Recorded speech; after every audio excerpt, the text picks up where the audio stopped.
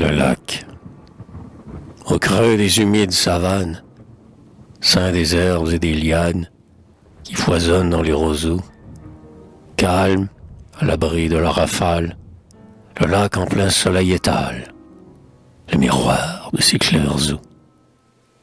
Baignant dans les détours pleins d'ombre, leur manteau de velours vert sombre, des bois aux fêtes ensoleillées, dans ces profondeurs qui nous trompent, si frais et si moelleux s'estompent, que l'œil en est émerveillé.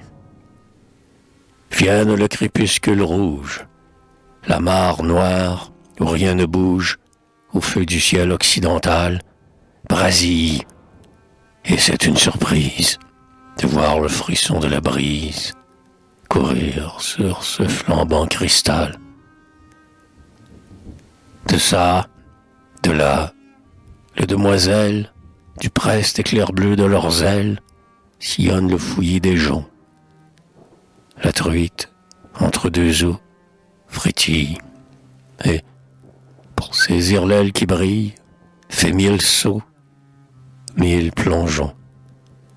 Assis au fond de la pirogue, le pêcheur, silencieux, vogue, en pagayant à petit bruit, tandis que la panne à cris glisse et roule, miroitante et lisse, dans le sillage d'or qui fuit.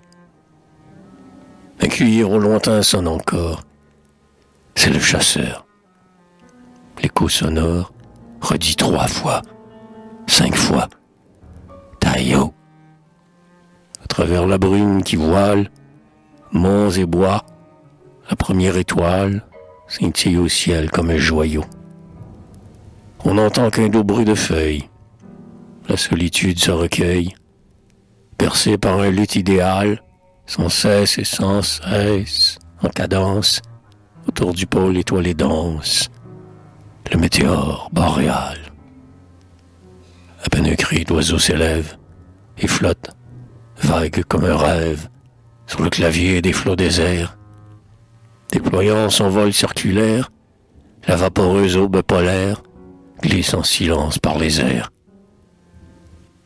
Bientôt tout bruissement tombe. Près des grands feux clairs de la combe, veillent chasseurs et forestiers. Seuls les élans roux qui ruminent, avec leurs compagnes cheminent, dans le clair-obscur des sentiers.